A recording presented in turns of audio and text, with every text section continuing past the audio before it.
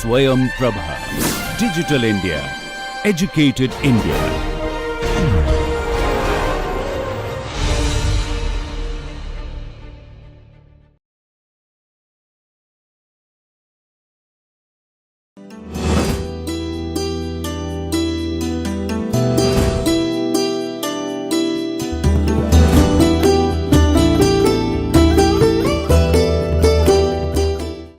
Welcome viewers, welcome back to the course on ESD, Education for Sustainable Development.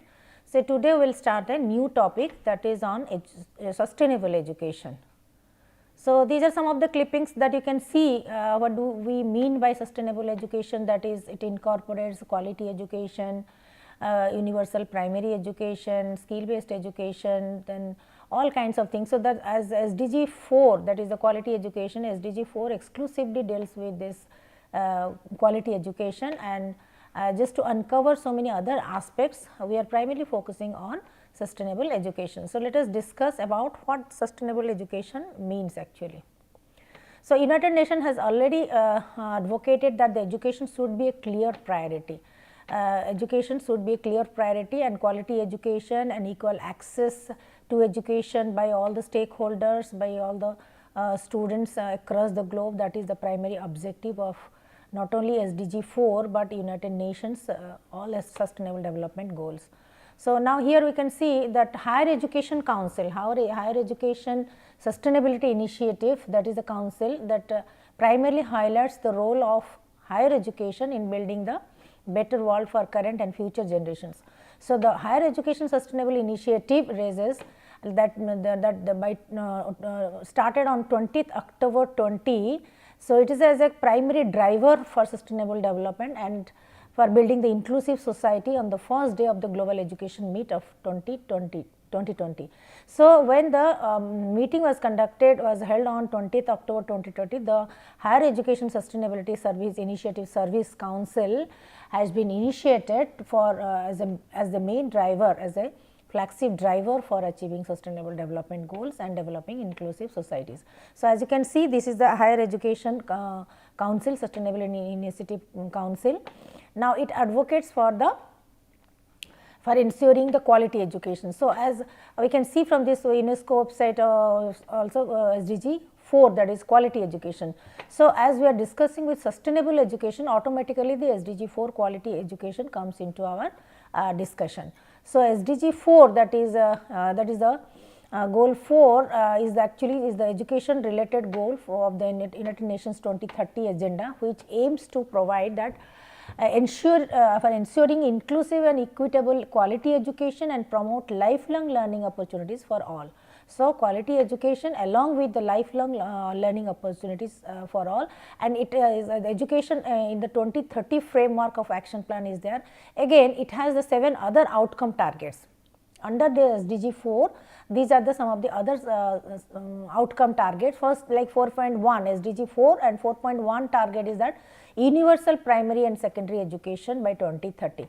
So, that we have to ensure that all the children, both boys and girls and across the age groups, they must get the access to quality education, primary education, secondary education, and also leading towards the effective learning outcomes with equitable access to learning materials to quality education. So, that is the target 4.1, that is the universal primary secondary education. Now, second is that early childhood development and universal pre-primary education, early childhood development and universal pre-primary education by 2030, that is the target of 4.2. Just to ensure that all the children irrespective of gender, they have the access to quality early childhood education, that is preschool education, early childhood education, care, pre-primary education, as all these things would be accessible to all the children across the globe by 2030. So, that is the 4.2 for early childhood development and universal pre-primary education. The next 4.3, that is equal access to technical, vocational and higher education. Again, by 2030 we have to ensure that all our stakeholder, all our men, women, youth, children, they must have the affordability and towards the quality technical and vocational education, tertiary education including the university and higher education, university higher education. So, we have to ensure that equal access, equal success and access to the technical and vocational at the higher education level, and across the generation, across all ages of the stakeholders. So, that is the 4.3. So, again 4.4 is relevant skills for the decent work by 2030. So, now in the global workplace, the many different types of diverse types of technical and vocational skills, competencies and employment skills are required, which are to be learned by our youth, our children, our students. So, we have to identify what are the relevant skills that is required for the decent works available in this across the globe by 2030, and how to achieve this. So, in terms of relevant skills for entrepreneurship, for technical education, for vocational education, and for entrepreneurship skills and competencies, and all kinds of startup business, all kinds of research and innovation activities. So, we have to identify all these relevant skills are important for getting the decent work in this globalized world, and to achieve it, or to train our manpower, to train our students, youth and people to be competent, for for getting into this kind of achievement, decent jobs, global decent jobs by 2030. Then 4.5 is the gender equality and inclusion. Yes, of course. Now, India being a diverse country, having the different background, cultural background, regional differences, their linguistic differences, etc. We have the disparities also are there. That is, social disparities are there. So, we have to ensure that that means education should be accessible to, quality education should be accessible to all children across the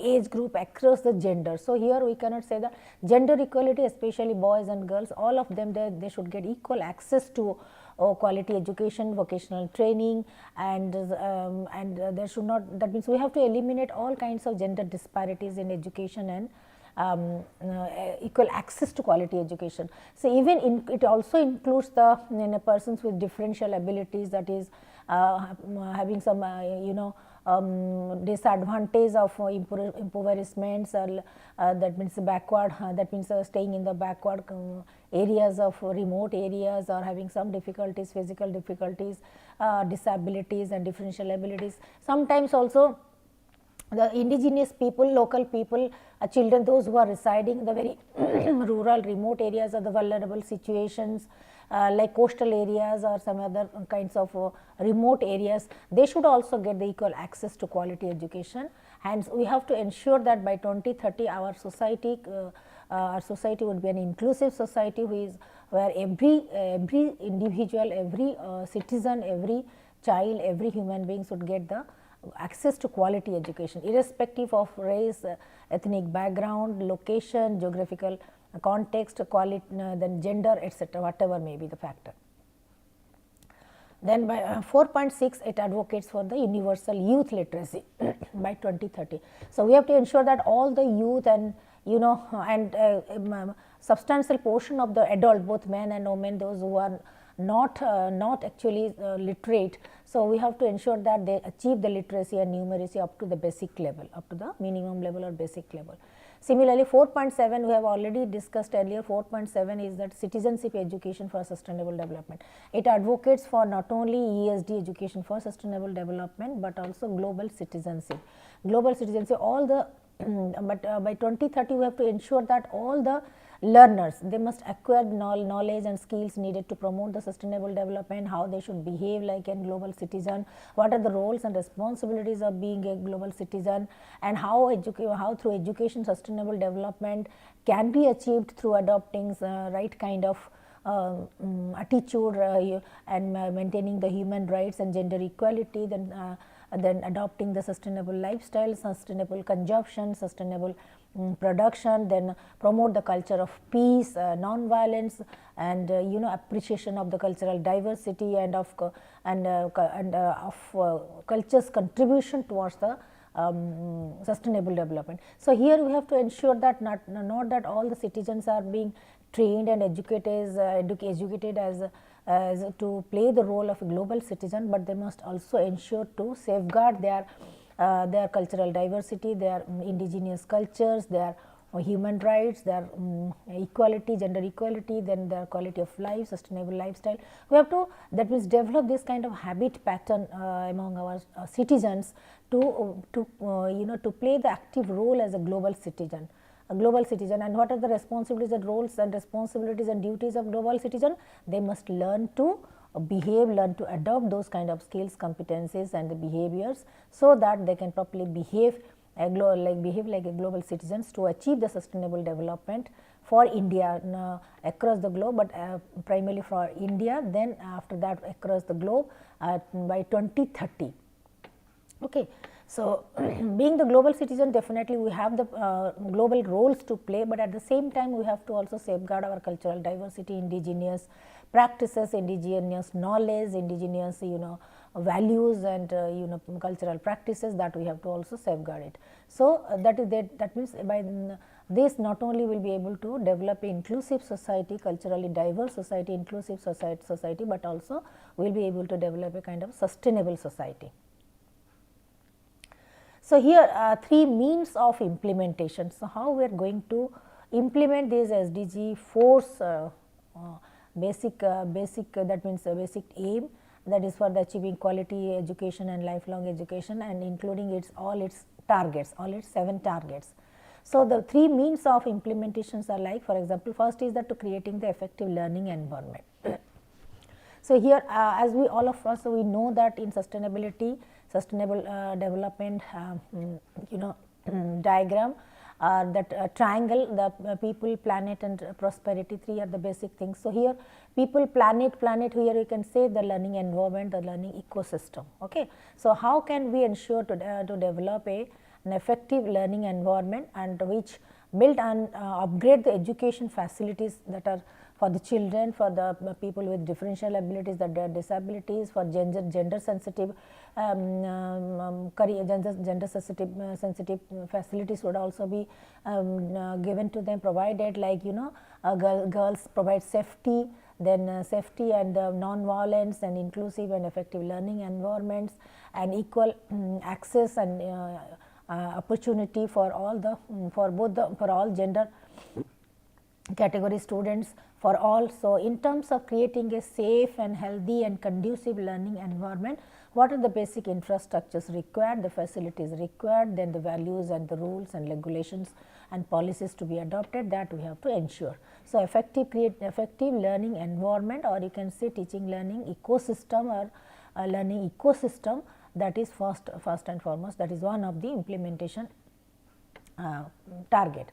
Then second is that scholarship by 2030, like for example, substantially expand the globally and number of scholarship available to the developing countries. Usually the developing countries where the children or the citizens are poor enough, are poor not to, and they couldn't afford the higher education fees and the quality education admission, enrollment in reputed universities, etc. So, for enrollment in higher education, including vocational training, technical education, information in IT also, technical engineering, scientific programs also. So, for them different kinds of scholarships to be introduced, especially in developing countries, to encourage the students, to encourage the people, encourage the citizens to excel in the studies and to go abroad or to get admission in reputed institutes for building their career and contributing towards the society.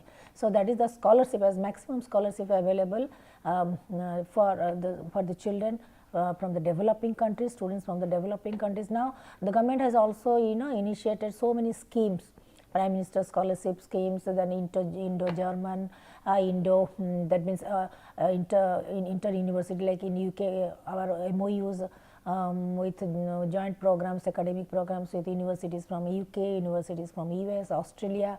So, these kind of joint academic programs, research programs, scientific programs, MSc, MTech programs, that also promotes, that means that motivates, that promotes the facilities for motivating the children from the poor background, poor economic, socio-economic background, that is to excel in studies, to make hard work and to excel these in studies, and to get into the admission of this higher education in different institutions across the globe.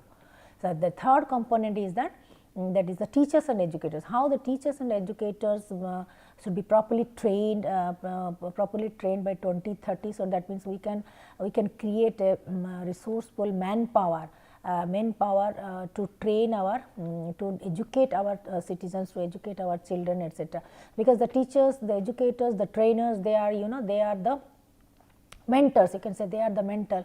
So, we must have the enough supply of the qualified teachers with right aptitude, with right training, with right through introducing all kinds of international cooperation for teacher training, online training, both in developing countries and especially in the least developed countries and some poor countries, etc. So, how to create the large number of supply of qualified teachers, educators and trainers to educate our citizens, to educate our children, to educate our youth, not only in the formal mode of education, but in formal mode, non-formal mode, technical and professional education as well.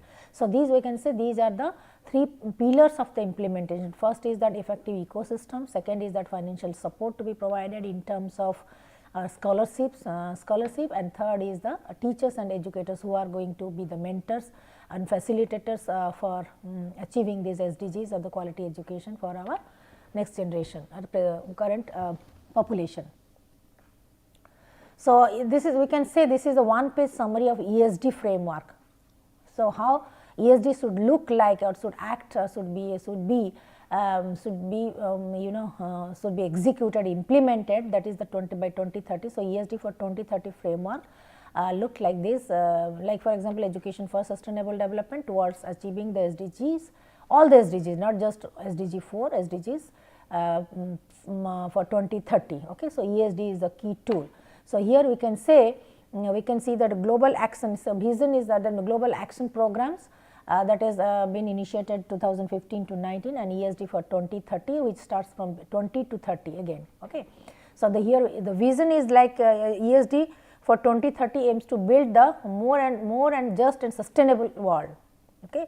More just and sustainable world through strengthening the ESD, and contributing to the achievements of all the SDG, sustainable development goals. So, ESD has to be strengthened in such a way that it acts as a key component, it acts as a parameter, it acts as a key component, key tool for enabling us, for empowering our citizens to achieve all the SDGs for our country, not only for our country, across the globe. So, ESD, the vision is that how ESD for 2030 aims to build more just and sustainable world, not just in South Asian context or in the one part of the world, but across the globe, contributing towards the achievement of all 17 sustainable development goals through empowering people, through enriching us through different kinds of knowledge, skills and competencies, etc., and empowering us and enabling our country, our government, our state, our infrastructure, our administration for achieving these 17 goals by 2030. That is the vision. Then what are the priority actions areas? So, yes, definitely, then as we have already discussed, the learning environment is very important. So, here how to transform the learning environment. So, we have to develop the learning environment which would be transforming in nature, transforming learning environment which can bring the complete transformation not only within our students, our children, our youth, but in the outcome, learning outcome as well. Okay. So, building the capacities of the educators. So, educators from time to time through different training, orientation, intervention, workshops, etc., we have to enhance the capacities and capabilities of the educators, so that the educational effectiveness and efficiency can be enhanced. So, and again empowering and mobilizing the youth. Yes, definitely youth is the major source of, you can say, of manpower, is the major human resource in our country. So, how to empower and mobilize the youth? in order to in order to mobilize the youth with right kind of potentialities, we have to train them, we have to motivate them, we have to educate them, so that they will learn the new skills, competencies, etc., and entrepreneurship skills, so that they feel they would be more empowered to exercise and to mobilize their resources. So, empowering and mobilizing youth through different kinds of introducing different kinds of entrepreneurship training, startups, financial supports, then skill development programs, competencies, so and so. So, empowering and mobilizing the youth. And next, fifth is accelerating the local level actions, even at the local level, not just in the regional and state level, but in the local level, panchayat level, village level. So, the local actions should also be accelerated, whatever they are engaged in, the types of jobs, the works, the employment, their the handicrafts, or their local indigenous knowledge practices, or the professional practices they are engaged in. We have to promote that also, accelerating in the local action level. So, like in every region, every local area, every community, in every village, they are having some kind of traditional knowledge and skills and competencies, etc. We have to promote those things, because that can become their source of their livelihood. So, these are the 5 major areas, the primary action research areas, that is transforming the learning environment, which can enable us to achieve the sustainable development goals, building the capacities of our educators, trainers, teachers, etc., empowering and mobilizing youth through different kinds of skill development programs, competency development programs, and accelerating the local level actions by promoting the indigenous knowledge, practices, and the skills. Then at the same time, then what should be the strategic objective? So, here definitely the strategic object becomes that how to promote the ESD as a key element for quality education, how to promote the ESD as a key element for education, and it would be the key enabler of all the 17 SDGs, with the special attention to individual transformation, social transformation, and technological advancement. So, here when we talk about the sustainable and just societies, to develop an inclusive, just and sustainable society means there will be the individual transformation, that individuals personality traits, attributes, skills, competencies, mindsets, abilities, efficiency and self competencies, everything would be completely 300-degree transformed. So, that is, we have to confirm the individual transformation, thereafter slowly towards the community transformation or social transformation.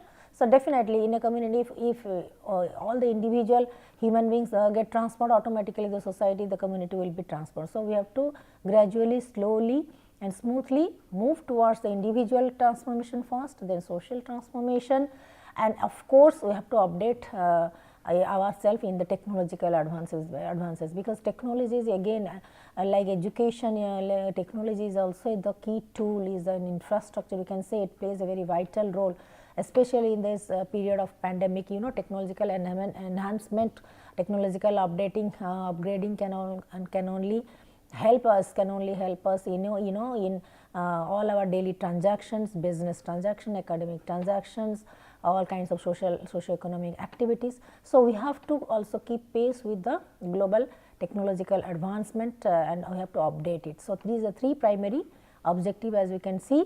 One is the individual transformation, social transformation at the community level, then technological advancement. And the target groups are, you can say target groups are all the stakeholders, both the direct and indirect stakeholders, but exclusively we can see policy makers, you can see the policy makers, institutional leaders, learners, parents, educators, youth and community members, communities. So, almost all the stakeholders are there. So, they are the target group. But yes, we have to, according to the need of the different target groups, we have to customize all these things, the training required for the teachers, the training required for the policy makers or the leaders or the learners and the youth. We have to customize it as per their age, their developmental stage, their requirement and their skills and competencies. So, this is the, you can say, one-page summary of, you can say, ESD framework, one-page summary of ESD framework. So, this is again an activities by member states, country level multi-stakeholder initiative again. So, this the one page how to achieve the whatever the targets and focus and the action plans that we have designed, but how to achieve it. So, it cannot be achieved, it is not achievable by only by government or state organizations or only by teachers or educational institutions. It is not possible by one category of audience or stakeholders. It has, therefore, it has to that means it has to be operated, it has to function with the multi-stakeholder initiative. The multi-stakeholder initiative is that we have to develop a framework where all types of stakeholders, direct, indirect, and different categories, different groups of stakeholders, they participate, they play active role, they participate, they interact, and they develop and with this framework they interact, and they together they would achieve the goal. So, for example, first maybe that we can say the first stakeholder will be the policy makers. Definitely first stakeholder is the policy makers, because at the administration level, planning commission level, so they are the major stakeholders. So, integrating how to ESD can be integrated in the global, regional, national policy of education and sustainable development. So, it has to be implemented from the top level, at the ministry level, at the government level. That is, all these policies of ESD, SDGs should be included in the educational policies at the top level. Then next is that create the learning environment. Learning environment, that is we have already discussed that how to develop a conducive ecosystem for quality learning, for peaceful learning, for learning with with right kind of attitude, learning about peace education, non-violence, all kinds of the global skills, citizenship, behavior, all kinds of. So, promoting the learning environment, that is ecosystem of the education environment, but it can be achieved with a holistic approach. If we can focus on the overall holistic or harmonious growth and development of the whole environment, so then only it will be possible. It is not possible to achieve only through content, with good content or good quality teachers or good infrastructure. No, it is not possible. So, we have to promote the whole institution approach. The whole institution approach advocates that we have to look into the each and every corner, A to Z of learning environment or academic environment, that is starting from our infrastructures to teacher training, to outreach programs, to community engagement, to to learners and teachers and individual needs, access to quality education, learning outcome, everything A to Z. So, that can only be achieved by promoting the whole institution approach. That means the holistic approach, whole institution approach can only ensure us, can only enable us to promote the learning environment as a whole.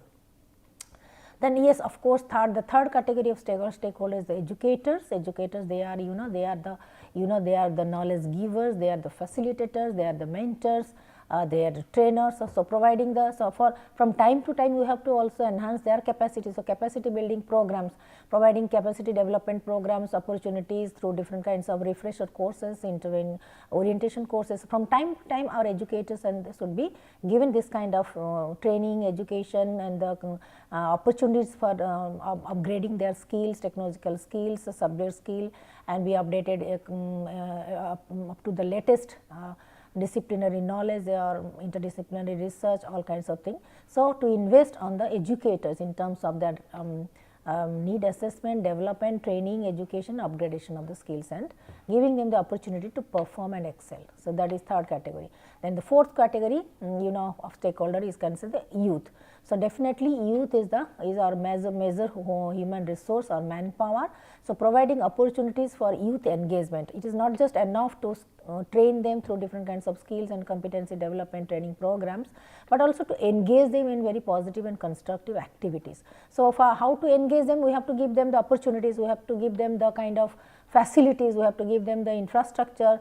So, maybe we have to give them some kind of, either we have to create more jobs, employment opportunities, or we have to give them the financial help to start their own business. So, nowadays it is again the small and medium level entrepreneurships or small business ventures are also promoted, are also encouraged, so that the youth can find out their own employment or engagement opportunity. So, self-employment opportunities. So, that is the youth is another the major category, fourth major category of stakeholder. Then of course, at last the next is the community as a whole, the local community, the the regional community, state community, so all the communities at every level. So community is as a nodal platform for all the priorities of action areas. When we want to introduce anything, be it the learning, holistic learning environment, development of whole learning development with whole institution approach, or educators, or youth programs, or policy implementation, everything, it is going to be, again it is going to be implemented only at the community level. That means community will be direct beneficiary of this. So how to empower the local communities, like we have the other nodal agencies in the community, local community, who also actively participate in this process, like our panchayats are there, health units are there, then block development officer is there, then self-help groups who are working in the group, then the senior citizens who are the active members. So the local communities play as an active nodal agency platform to interlink, to interact, to interact and get the and coordinate with all these kind of stakeholders. So so that with this multi-stakeholder partnership or initiative, then we can we can ensure that yes, our community is moving ahead towards the SDGs. Our community is developing, community well-being, welfare programs are happening, events are happening, and all our citizens are gradually becoming more and more sustainable citizens of the society. So here we can say at the country level, the stake, again there can be these are the categories of the, we can say, the stakeholder, multi-stakeholders, but here at the different labels also, like country level multi-stakeholder initiatives on ESD. It can be related to normal routine guidelines, country level support, etc.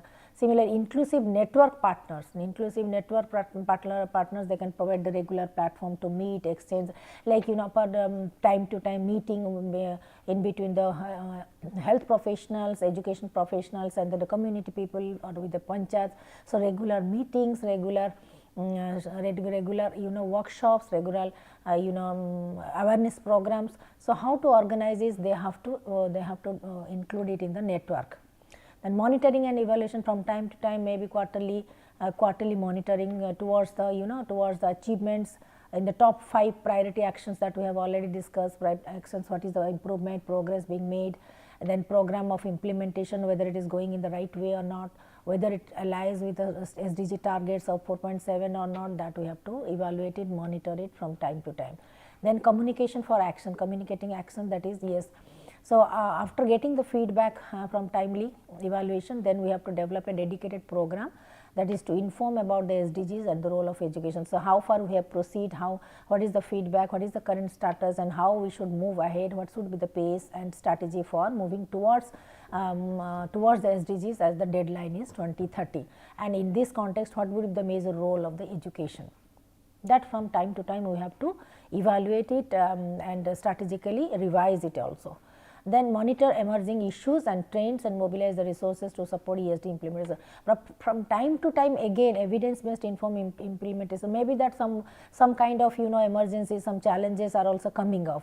So in that context, how to update ourselves. So evidence, that is the informed implementation and resource mobilization. So not only that, whatever we are having the existing resources, we have to mobilize it in the right direction to boost ESD, to support ESD, but at the same time we have to also face and mitigate the emerging challenges. Like for example, suddenly all of a sudden, like for example, this pandemic can be challenge, a disaster, natural disaster can be a challenge. So we have to develop our preparedness to face this kind of emerging challenges also from time to time. So this is the UNESCO, this has been supported by all the member states of UNESCO, and this is the framework, and it has given the guideline that how we can adopt this multi-stakeholder partnership model to move towards all our 17 SDGs by 2030 with ESD as a key tool, key weapon, etc. So with the global target action plans, with the strategies and everything. So this is the framework given by UNESCO, and we can follow it. So now I am completing it this lecture right now here only. So in the next class we will continue. Thank you.